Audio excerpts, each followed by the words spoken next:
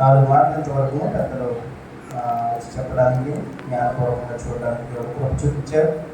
5వ మాట యేసుక్రీస్తు వారు శిలువలో పలికిన 5వ మాట యోహాను సువార్త 19వ అధ్యాయము 28వ వచనాన్ని ఒకసారి చూద్దాం. అటు తరువాత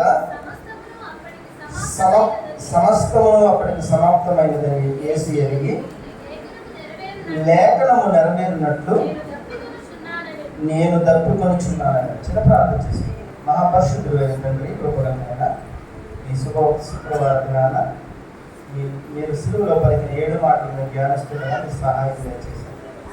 6వ మాటను ధ్యానిస్తుండగా మీ తోడు ప్రభా దయచేయండి ప్రభా. ఈ మాట ద్వారా ఎందుకు మీరు సిలువలో ఆ మాటను పలకవలసి వచ్చింది, ఆ మాట ద్వారా నన్ను ఏమి నేర్చుకోవాలని గ్రహింపు దయచేయమని ఆచారబద్ధంగా ప్రభా నామకారణంగా ప్రభా నేను ధ్యానించుకుని వెళ్ళిపోయేవారుగా కాక ప్రభా ఇదిగో ఆ మాటను మీరు ఎందుకు పలకవలసి వచ్చిందో నేను గ్రహించుకుని దాని ద్వారా మేము ఏ విధంగా మీ అందరూ భయభక్తులు కలిగి ఉన్నారో నేర్చుకోవడానికి కృప చూపించమని మీ సహాయం దయచేయాలి.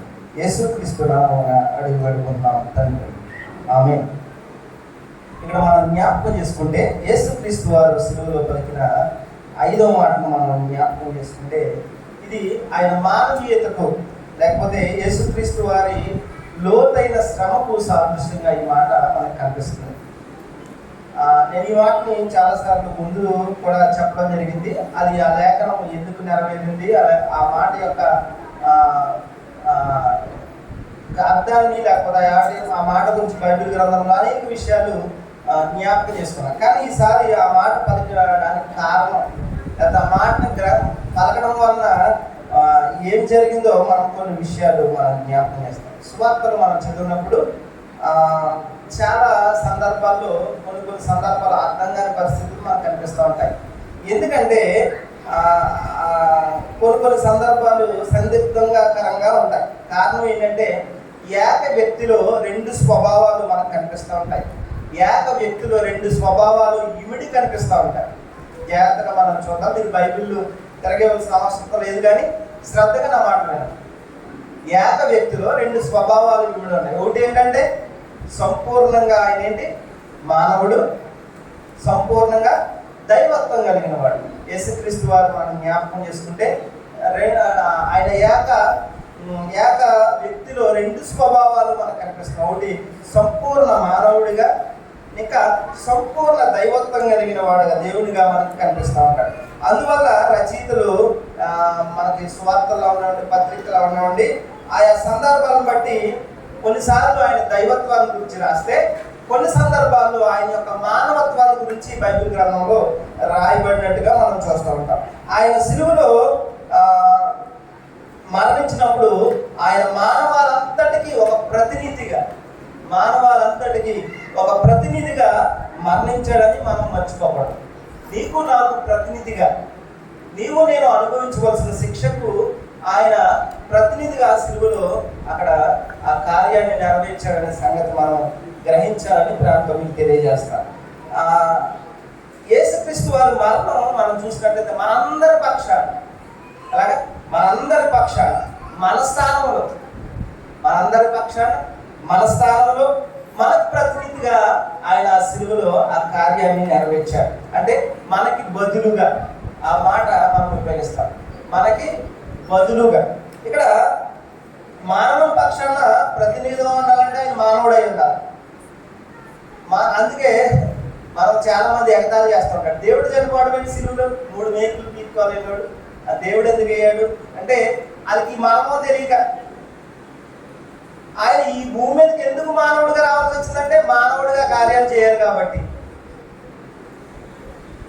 అందుకే నీకు నాకు ప్రతినిధిగా శిలువ కార్యం చేశాడు. సంపూర్ణ మానవుడిగా ఆ శిలువ కార్యాన్ని మనం మానవుడిగా ఉండడానికి ఉన్నాడు. కేవలం దేవుడు ఆ కార్యం చేస్తే మనకేం ఉపయోగం లేదు. దేవుడు ఎప్పుడైనా చేయగలడు.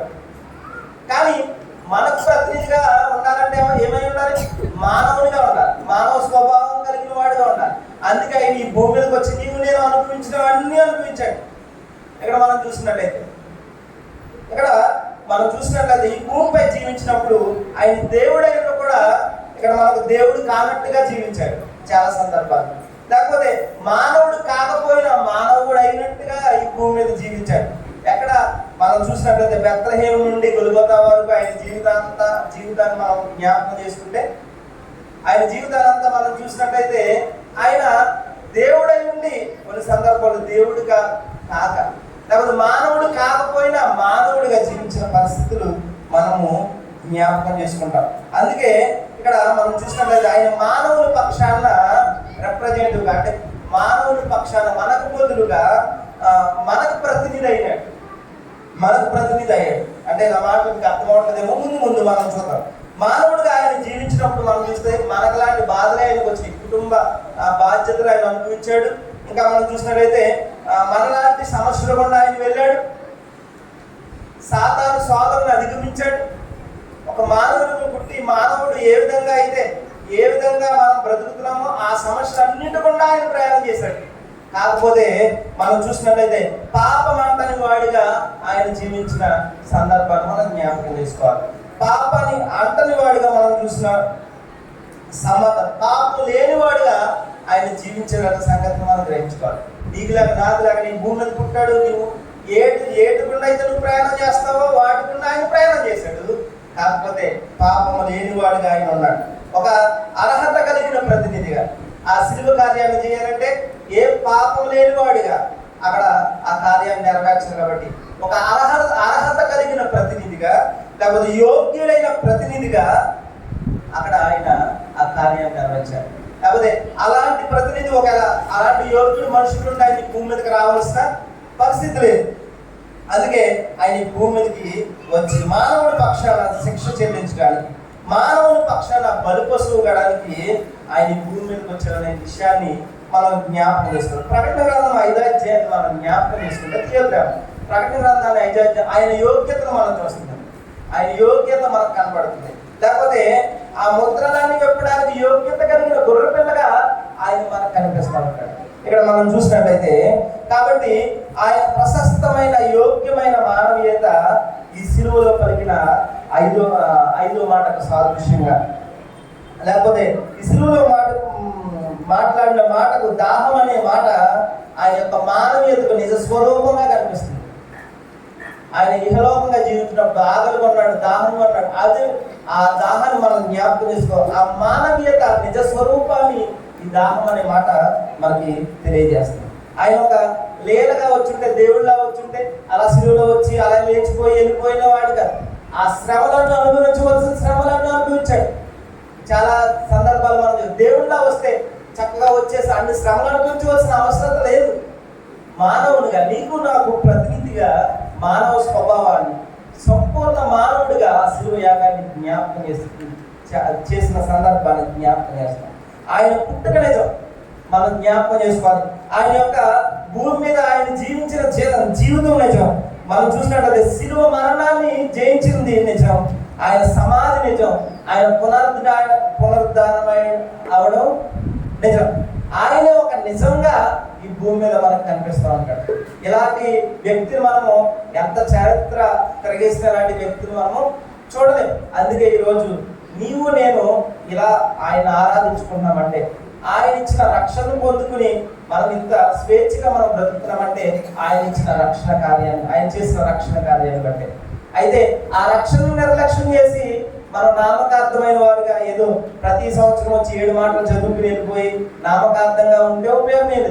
ఆయన సిలువలో పలికిన 7 మాటలు ఇందాక అయ్యగారు చెప్పారు కదా, 4వ మాట మనం జ్ఞాపకం చేస్తున్నట్టు ఏలి ఏలి లామా సబక్తాని, అంటే నా దేవా నన్ను ఎందుకు విడనాడింది. ఆ మాటను మనం జ్ఞాపకం చేసుకుంటే ఆయన సిలువలో ఆ మాట పలకడానికి గల కారణం మనం జ్ఞానం చేసుకుంటే అది ఎక్కడ గుర్తు వస్తుందంటే గెత్సేమనే తోటగా నుంచి మనం జ్ఞాపకం చేసుకోవాలి. గెత్సేమనే తోటలో వెళ్ళి ఆయన ప్రార్థన చేసినప్పుడు తన చెమట రక్తంగా మారిందనే వాక్యాన్ని మనం చూస్తూ ఉంటాం. ఆయన ఈ పాత్రను నా నుండి తొలగించమని ఆయన సిలువ కార్యాన్ని నెరవేర్చడానికి ఈ భూమి మీదకి వచ్చాడు. నిన్ను నన్ను ఆ పాపం నుండి విముక్తునిగా చేయడానికే ఈ భూమి మీదకి వచ్చి మళ్ళీ ఆ సిలువ నుండి దూరపరచమని ఎందుకు ప్రార్థన చేశాడు అసలు మనం గ్రహించాము. అది ఎందుకు ఆయన అంత ఆ చెమట రక్తంగా మారడం అంటే మానసికమైన క్షోభకి సాదృశ్యం కనిపిస్తుంది. మెడికల్గా చూసినట్లయితే మనం చూసినట్లయితే బీపీ చాలా ఎంత పెరిగినప్పుడు కానీ అలా జరగదు. ఎందుకు అంత క్షోభ అనుభవించాడు? ఎందుకు ఆయన ఈ పాత్రగా ఆయన ఆ కార్యం చేయడానికి ఈ భూమి మీదకి వచ్చినప్పుడు ఆ కార్యాన్ని నా నుండి తొలగించమని ఎందుకు ప్రార్థన చేశాడు? అసలు ఏంటి అని మనం గ్రహించినట్లయితే ఎడబాటు దేవునికి ఆయన కలిగిన ఎడబాటును బట్టి అంత బిగ్గరగా కేకేడు. 4వ మాట, నా దేవా నన్ను ఎందుకు విడనాడికి అంటే ఎందుకు అంత బిగ్గరగా కేడంటే ఎప్పుడు దేవునితో సంబంధం కలిగిన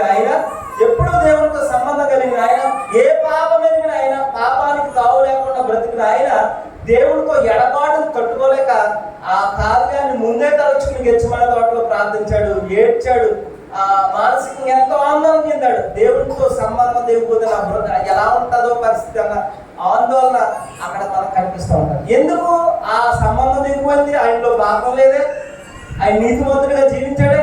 ఎందుకు ఆ పాపం ఆయన ఆ సంబంధాన్ని ఆ ఎడబాటును ఆయన తట్టుకోలేకపోయాడు? ఎందుకు ఉన్నట్టుండి గట్టిగా బిగ్గరగా కేకేసి ఏలి ఏలి లామా సబక్తాని అరిచాడు అంటే ఆ బిగ్గర కేకకి అర్థం ఏంటంటే నీ పాపాలు నా పాపాలు ఆయన మీద పడడం వల్ల దేవునితో ఎడబాటు ఏర్పడింది. నీ పాపము నా పాపము ఆయన మోసుకెళ్ళాడు కాబట్టి దేవునితో దేవుడు పరిశుద్ధుడై ఉన్నాడు. ఆ పరిశుద్ధత ఆ పాపానికి తావులేదు, అందుకే ఎడబాటు వచ్చింది. ఒక మానవునిగా ఆ మానవుని స్వభావంగా ఆయన ధరించుకున్నాడు. నీ పాపాన్ని నా పాపానికి ప్రతినిధిగా, నీ పాపాన్ని నా పాపాన్ని ఆయన శిలువపై మోసేవాడు ఉన్నాడు కాబట్టి తండ్రితో ఎడబాటు వచ్చింది.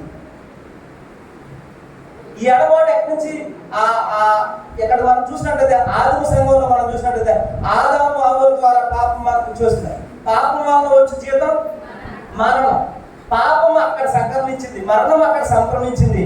అయితే ఇక్కడ మనం చూసినట్లయితే ఆదాము గారు పాపం చేయకుండా దేవునితో సత్సంబంధం కలిగి ఉన్నారు.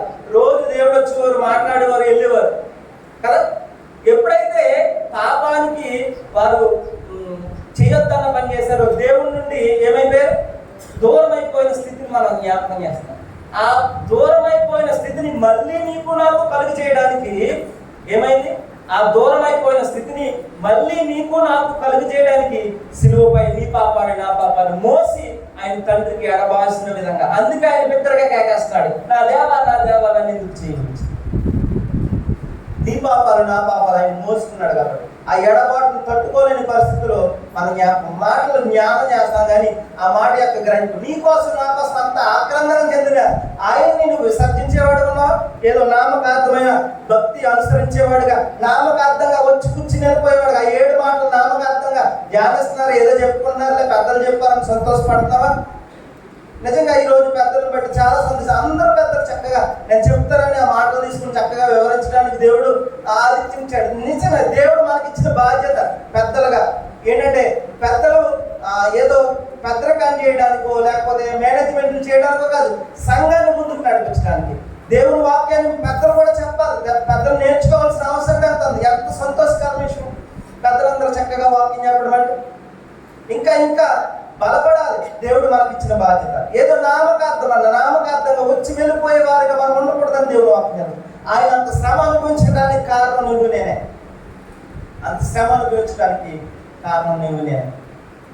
నా మోహపు చూపులే నా తండ్రికి శాపమై మోమున ఉమ్మివేయబడినది. నా చేతి పాపమే నా తండ్రికి శోధనై చేతులో శీలలు దిగబడినవి.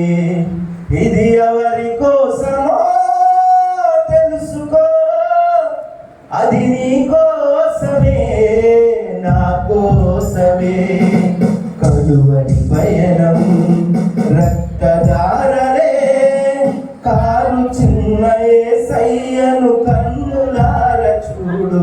ఆ త్యాగము ఎవరి కోసం? నీ కోసం, నా కోసం. ఆ విషయాన్ని గ్రహించుకున్న నీవు అలనాడు తెగిపోయిన సంబంధాన్ని, దేవుడితో ఉన్న సంబంధాన్ని, తెగిపోయిన సంబంధాన్ని మళ్ళీ నీకు నాకు కలగజేయడానికి ఆయన శిలువ యాగం చేశాడు. అది గ్రహించుకుని దేవుడితో సంబంధం కలిగి జీవిస్తున్నావా? దేవుడితో సంబంధం కలిగి ఉంటే మన బ్రతుకులు ఎలా ఉంటాయి? మన దేవునితో సంబంధం కలిగి ఉంటే మన జీవితాలు ఎలా ఉంటాయి? ఒకసారి మనం ప్రశ్న వేసుకోవాలి. దేవునితో సంబంధం కలిగి ఉంటే భార్య భర్తలుగా, లేకపోతే తల్లిదండ్రులు పిల్లల పట్ల ప్రేమ చూపించేవారుగా, పిల్లలు తండ్రి పట్ల విధేయతను చూపించేవారుగా, పక్కవారితో సత్సంబంధం కలిగిన వారుగా, ఉద్యోగులు సామరస్యాన్ని కలిగిన వారుగా, లేకపోతే చిన్నవారు పెద్దవారిని చూపు లేకుండా, డబ్బున్నవాడు డబ్బు లేదని చూపుకోవాలి, ప్రేమ కలిగిన వారుగా, మనము అందరితో మంచి స్వభావాన్ని, మంచి ప్రవర్తన కలిగి ఉన్న వారుగా మనకు కనిపిస్తాం. దేవుడితో అటువంటి సంబంధం కలిగి మనం జీవిస్తున్నామా? మన ప్రవర్తనే మనం దేవుడితో సంబంధం కలిగి ఉన్నామో లేదో తెలియజేస్తాం. మనం దేవుడితో సంబంధం కలిగి ఉన్నామా? ఇంత దేవుడు ఆ త్యాగాన్ని చూసినప్పుడు, సిలువలో పలికిన 7 మాటలు ధ్యానం చేస్తున్నప్పుడు, ఒక్కొక్క మాట వివరిస్తున్నప్పుడు, ఆ త్యాగాన్ని జ్ఞాపకం చేసుకున్నప్పుడు, దేవుడితో సంబంధం కలిగి నువ్వు జీవించకపోతే ఎందుకు? ఆ సిలువ కార్యాన్ని నువ్వు జ్ఞాపకం చేసుకుని, ఆ సిలువ కార్యాన్ని నువ్వు నమ్మకపోతే ఎందుకు ఉపయోగం? ఎందుకు వచ్చి కూర్చోవడం? ఎందుకు ప్రతి వారం ఆదివారం మన చదవడానికి రావడం? చెప్పండి ఒకసారి.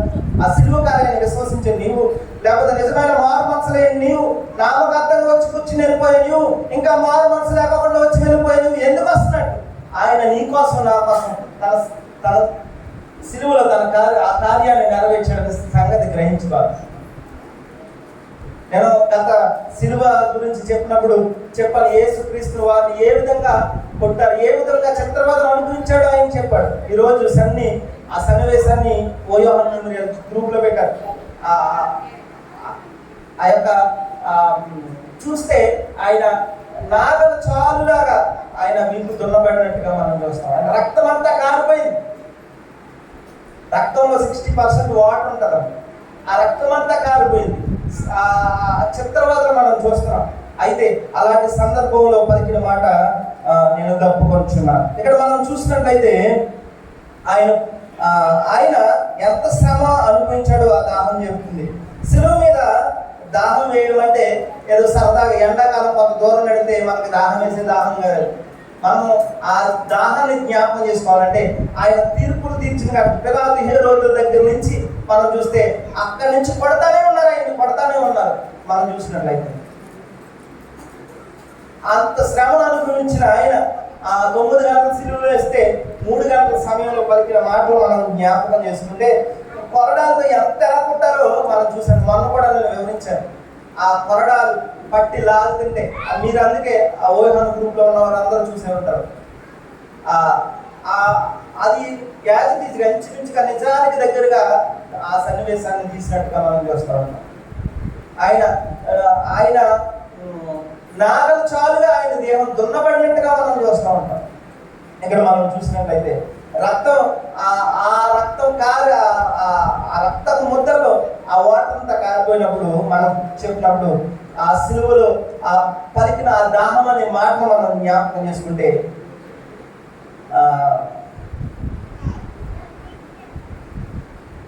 ఆ నీరంతా శరీరంలో ఉన్న ఫ్లూయిడ్లంతా అయిపోయిన తర్వాత, ఇన్ని జరిగిన తర్వాత ఆయన శరీరంలో నీరంతా పోయినప్పుడు ఆయన పలికిన మాట దాహం అని. అయితే మన పాపం వల్ల వచ్చిన శిక్ష వల్ల ఆ యొక్క లోతు అయిన ఆ శ్రమ ఆయన అనుభవించాడు. అయితే ఆ దప్పుకి ఎలా కలిగిందంటే నీ పాపం నా పాపం వల్ల కలిగిన శిక్ష వల్ల కలిగిన దాహం అని దప్పుగా. ఆయన ఆ శ్రమ అనుభవించడానికి, ఆ ఒంట్లో ఉన్న రక్తం అంతా కాచడానికి కారణం ఎవరంటే నువ్వు నేనే. అది గ్రహించినప్పుడు ఎందుకు ఆయన తప్పుకున్నాడు? నా ప్రశ్నే కదా. ఏదో మనం నామకార్థంగా ధ్యానం చేసుకుని వెళ్ళిపోయేవారు కాదు. మనం ఆధ్యాత్మికంగా దాన్ని గ్రహించుకోవాల్సిన విషయాన్ని మనం గ్రహించుకోవాలి. ఎందుకు ఆయన అంత దప్పుకున్నాడు? ఆయన శరీరంలో ఉన్నంత ఆ ఫ్లూయిడ్ అంతా ఎందుకు కాలిపోయింది? ఎందుకు ఆ రక్తాన్ని అంతా కార్చాడు? అంటే నీకోసం, నా కోసం, నీకు నాకు బదులుగా, నీకు నాకు ప్రతినిధిగా ఆ రక్తాన్ని ఆయన కార్చినట్టుగా మనం చూస్తాం. ఇక్కడ మనం కూర్చున్న వాళ్ళు మనం చూసినట్టు ఎంతమందికి ఆయన అంటే దప్పుకుందో ఒకసారి చూద్దాం. ఎంతమందికి ఆయన అంటే ఇష్టం, ఆయన అంటే దప్పి కలిగి ప్రతిరోజు ఆయనతో సహవాసం చేయడానికి ఎంతసేపు ఆయనతో గడుపుతున్నాం, ఎంతసేపు ప్రార్థన చేస్తాం, ఎంతసేపు దేవుని వాక్యాన్ని చదువుతున్నాం, ఎంతసేపు మనం దేవునితో గడుపుతున్నాం. మనకేమంటే దప్పుకంటే సెల్ ఫోన్ అంటే దప్పుగా, వాట్సాప్ అంటే దప్పుగా, ఫేస్బుక్ అంటే దప్పుగా, ఏవో కార్యాలంటే దప్పు. వీటి పట్ల మనం ఆరాట కలిగిందాం. కానీ నీ కోసం, నా కోసం తన ప్రాణాన్ని పరంగా పెట్ట, తన రక్తం అంతా కాల్చిన యేసు పట్ల దప్పు కలిగి నువ్వు జీవిస్తావు. ఆయన నీ కోసం, నా కోసం దప్పుకున్నాడు సిలువలో. ఒకసారి మనం జ్ఞాపకం చేసుకున్నాం. ఏం ఆలోచిస్తారు? సిలువలో పలికిన 7 మాటలు. సరే గుడ్ ఫ్రైడే కదా, 7 మాటలు చెప్తారు, వినేసి వెళ్ళిపోతాం, ఇష్టం కదా. మళ్ళీ మళ్ళీ చాలా మంది అనుకుంటారు నేను డ్రెస్ గురించి చెప్దాం అనుకున్నాను కానీ చెప్పట్లేదు. అంటే ఆనవాయితీగా ఏదో ఆచారబద్ధంగా మనము ఇది చేసింది కాదు. మనము ఆయన ఎందుకు పలకవలసి వచ్చింది ఆ మాటలు? నీకోసం నాకు. ఆయన శ్రమను జ్ఞాపకం చేసుకోవాలి, ఆయన దప్పకను జ్ఞాపకం చేసుకోవాలి. ఎందుకు ఆయన బిగ్గరగా ఎడబాటు ఎందుకు కలిగింది 4వ మాటలు అంటే నీకోసం నా కోసం, నా కోసమే కదా ప్రభు అని గ్రహింపుందా? ఆయన పాదాలు చెందపడి ఆయన్ని మనం విశ్వసించేవారు, ఆయనతో సత్సంబంధం కలిగిన వారుగా మనం జీవిస్తున్నామా లేదా ఒకసారి మనం ప్రశ్నించుకోవాలని ప్రేమతో మీకు తెలియజేస్తాం. ఇక్కడ మనం చూసినట్లయితే ఇంకొక ఉదాహరణ చెప్పి నేను ముగించడానికి ఇష్టపడుతున్నాను. మరొక ఈ దప్పుకు అనే విషయంలో మరొక మానాన్ని మనం జ్ఞాపకం చేసుకుంటే, దప్పుకున్నప్పుడు ఏమి ఇచ్చారమ్మా ఆయనకి? చేదు చిరకనిచ్చారు. చేదు చిరక అక్కడ మనం దాన్ని జ్ఞాపకం చేసుకుంటే సిలువలో సిలువ వేసిన ప్రతి వారికి ఆ చేదు చిరకను అందిస్తారు. ఎందుకంటే ఆ చేదు చిరక మత్తును కలిగి ఉంది. దాని గురించి నేను వివరించట్లేదు కానీ ఆ మాటను మనం చూస్తే ఆ మత్తు ఇచ్చినప్పుడు ఆ సిలువలో కలిగిన ఆ యొక్క బాధ కొన్నింటిని కొంతసేపు ఉపశమనం కలగడానికి ఆ చేదు చిరకను అందిస్తాడు అన్నమాట. ఆ చేదు చిరకను అందించినప్పుడు అది పుచ్చుకున్నప్పుడు అది ఈయనకి దాహం వెళితే వాటర్ పోకుండా చేదు చిరకలు అక్కడ వాటర్ ఇస్తే ఇంకా ఎక్కువసేపు ఉండాలి కాబట్టి చేదు చిరకలు సిలువలో వేసిన ఎవరికైనా ఆ చేదు చిరకలు అందిస్తారు. అలాగే యేసుక్రీస్తు వారికి ఆ చేదు చిరకలు అందించినప్పుడు ఆయన తిరస్కరించాడు. ఎందుకంటే సంపూర్ణంగా ఆయన ఆ కార్యాన్ని చేయడానికి ఇష్టపడ్డాడు, సంపూర్ణంగా ఆ శ్రమలన్నీ అనుభవించడానికి. ఆ కొద్దిసేపు యొక్క ఆ మత్తు వల్ల కొంతసేపు ఉపశమనం కలుగుతుందని తెలిసినా కానీ ఆయన తీసుకోలేదు. ఆ పూర్తిగా ఆ కార్యాన్ని 6వ మాట ఇప్పుడు మనం జ్ఞాపకం చేస్తారు. 6వ మాట జ్ఞాపకం చేస్తారు. టెట్లెస్టాయ్ అని గ్రీకు పదంలో రాయబడింది. సంపూర్ణంగా అంటే ఎంత కూడా అది ఆ టైంలో ఎవరైనా పన్నులు కట్టించుకుని ఆ రసీదు ఇచ్చేవారు అంట. రసీదు ఇవ్వడం అంటే పూర్తిగా చెల్లింపబడింది అని రాసి ఇచ్చేవారంట. దాన్ని టెట్లెస్టాయ్ అన్నారు 6వ మాట. అంటే దీని తర్వాత మాట పూర్తిగా చెల్లించారు. అందుకే ఆ చేతి చిరుకనిచ్చుకుంటే మనం చూస్తాం గర్భిణీ స్త్రీలు కానీ బాగా యాక్సిడెంట్ అయిన వాళ్ళు కానీ ఆ దెబ్బలు కొంతసేపు క్లీన్ చేసినప్పుడు కానీ కుట్లేసినప్పుడు కానీ ఆ మొత్తం మంది ఎందుకు ఇస్తారంటే అది కొంతసేపే, మళ్ళీ తర్వాత బాధ మళ్ళీ యథావిధిగా కలుగుతారు. ఆ కొంతసేపు ఉపశమనం కోసం మనకు అది ఇస్తూ ఉంటారు. అలాగా అది ఇంకొక పనులు మనం ఆలోచిస్తే పాపానికి సాదృశ్యంగా ఉంది. పాపాన్ని ముట్టని వాడిగా ఆయన ఉన్నాడు. నీ పాపం నా పాపం చేదు చిరకగా ఆయనకు అందించబడింది. ఆ పాపానికి సాదృశ్యంగా మనకి అక్కడ కనిపిస్తూ ఉంది. పాపం అంటే కూడా అంతే. పాపం ఉన్నంతసేపు చాలా హ్యాపీగా ఉంటారు. ఆ మత్తులో ఉన్నంతసేపు గర్భిణీ స్త్రీలు కానీ యాక్సిడెంట్ అయిన వాళ్ళు కానీ ఏమీ తెలదు, నాకు బాధ ఏమి లేదన్నట్టుగా పడుకుంటారు, నిద్రలో ఉంటారు. అంతే మత్తు కలిగిస్తారు. పాపం కూడా అంతే. ఆ పాపం ఉన్నంతసేపు మత్తుగా ఉంటుంది, ఏమీ తెలియదు. పాపం నుంచి బయటకు వచ్చిందా తెలుస్తుంది ఆ బాధ ఏంటో, ఆ పాపం యొక్క పర్యాసానం ఏంటో, ఆ పాపం యొక్క లోతెంతో మనం ఆ పాపం నుంచి బయట. అందుకే ఆ పాపాన్ని ముట్టని వాడిగా మనం చూస్తున్నాం. అయితే నీవు నేను ఆ సిలువ కార్యాన్ని జ్ఞాపకం చేసుకున్నప్పుడు సిలువలో పలికిన 7 మాటలు ముగించడానికి ఇష్టపడతాను. సిలువలో పలికిన 7 మాటలు మనం జ్ఞాపకం చేసుకున్నప్పుడు నువ్వేం గ్రహిస్తున్నావు? ఆయన ఎలా పలికాడని, లేకపోతే ఇక్కడ కూర్చు ప్రార్థన చేస్తూ తండ్రి నా కోసమే కదా అని అనేసుకుని వెళ్ళిపోతే ఏం ఉపయోగం? నీ జీవితం అన్వయించుకుంటావు. నా కోసమే కదా ప్రభు, నీతోటి నేను ఎంతసేపు గడపగలుగుతాను? నాకు నీకు సంబంధాన్ని కలగజేయడానికే కదా ఆ యొక్క సిలువ కార్యాన్ని చేశాడు. ఆ సంబంధాన్ని కలిగి ఉన్నావా? ఆ గుర్తు ఆ యొక్క కార్యాన్ని గ్రహించగలుగుతున్నావా? ఒకసారి మనం నీ క్రైస్తవ బ్రతుకులు ఎంతంటే ఎంత రియాలిటీ ఉంది? మన క్రైస్తవులుగా చెప్పుకున్నాం కానీ ఎంత నిజమైన క్రైస్తత్వాన్ని మనం అనుసరించి బ్రతుకుతామంటే ఆయనతో సత్సంబంధం కలిగి ఉంటే చెప్తున్నారు కదా, అన్ని సంబంధాలు బాగుంటాయి. మనకు తగ్గింపు ఉంటుంది, మనకి లేకపోతే ప్రేమ ఉంటుంది, మనం ఇతరుల పట్ల జాలి ఉంటుంది. ఇవన్నీ కలిగి మనం జీవించగలుగుతాం.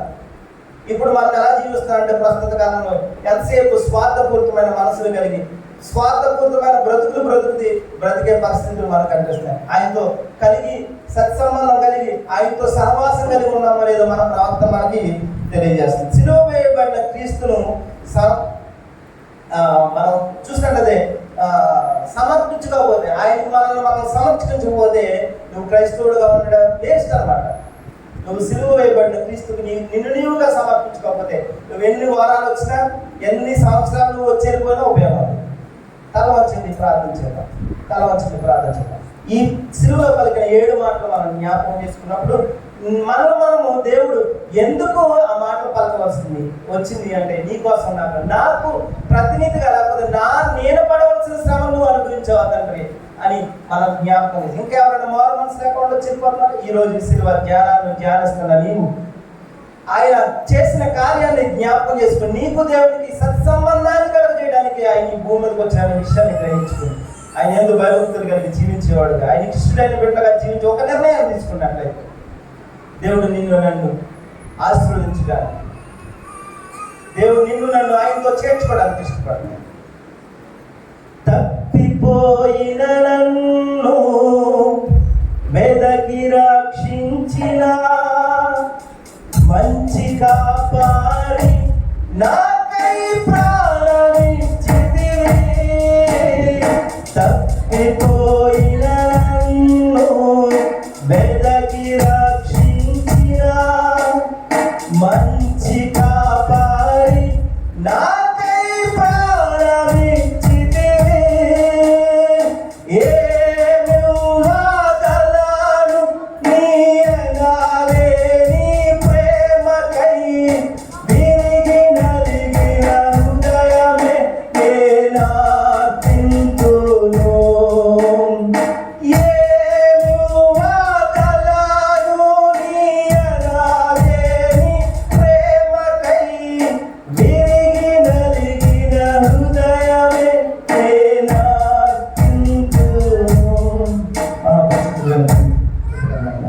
ఇంతవరకు ప్రభు 5వ మాట జ్ఞానం చేయడానికి గొప్ప చూపించారు. ప్రభు 5వ మాటలో ఉన్న ఆ యొక్క త్యాగాన్ని మేము గ్రహించుకోవాలి. ఎందుకు ఆయన తప్పుకున్నాడో మేము గ్రహించుకోవడానికి, ప్రభు ఎందుకు బిగ్గరగా కేక వేశాడని గ్రహించుకోవడానికి ప్రభు చూపించారు. నామకార్థంగా ఆచారబద్ధంగా ఒకవేళ వచ్చి వెళ్ళిపోతుంటే వారితో మీరు మాట్లాడి నీ సహాయం దయచేయండి, వారు నీ వైపు తిప్పుకుని నీతో సంబంధం కలిగిన బిడ్డగా ఉండడానికి కృప చూపించి నీ సహాయం దయచేయమని ప్రభా మా కోసం మాతో ప్రభా మమ్మల్ని ప్రభు నీతో సంబంధం కలిగిన వారుగా చేయడానికి ఆయన ఎడబాటు కలిగిన వాడుగా ఉన్నాడని గ్రహించుకుని మా కోసం ఆ ఎడబాటు, ఆ త్యాగం, ఆ ప్రాణ త్యాగాన్ని మేము జ్ఞాపకం చేసుకోండి. సిలువలో కాచిన రక్తం అంతటిని మేము జ్ఞాపకం చేసుకుని ప్రభా నీ యందు భయభక్తులు కలిగిన బిడ్డగా, నీకు ఇష్టమైన బిడ్డగా మారు మనసు పొంది ఆ రక్షణ కార్యాన్ని నిర్లక్ష్యం చేయకుండా ఆ సంపూర్ణమైన రక్షణలోకి వచ్చే బిడ్డగా మేము ఉండడానికి కృప చూపించి నీ సహాయం దయచేయమని యేసుక్రీస్తు నామమున అడిగి వేడుకుంటున్నాం తండ్రి. ఆమేన్. థాంక్యూ.